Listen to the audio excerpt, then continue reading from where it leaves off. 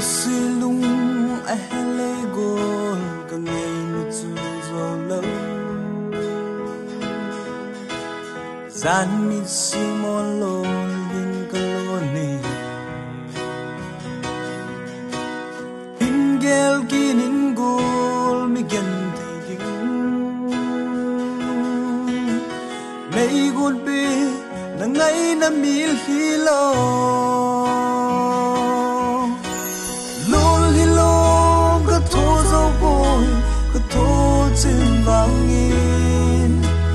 mi tang chang ding chun ka phal ki boy lung ngai na na hi za chi mong zong le ka ngai na mel chom lo ai phung song khom pi dia ilai tan sa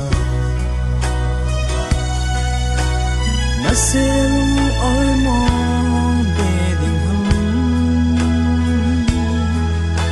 Sanga cây lông hao in dây thân em Lon hi lom ka tho dao bôi ka tho chim mang Mi dang chang ding chung ka pa ki bôi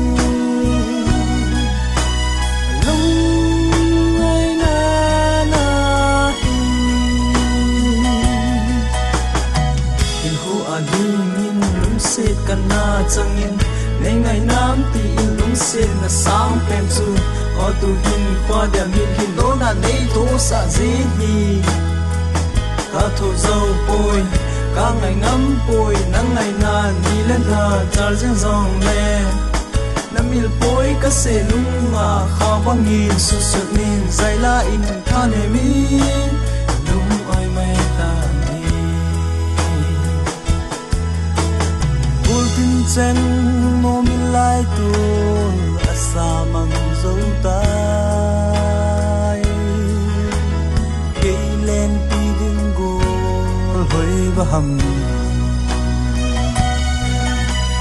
kalung si na su mai mel hoi ni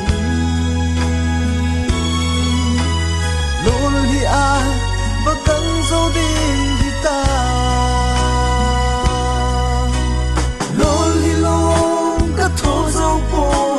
tho chim mang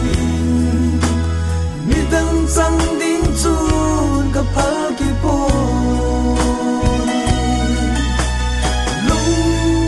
ngai na na hi ho a ding min lung se kana changin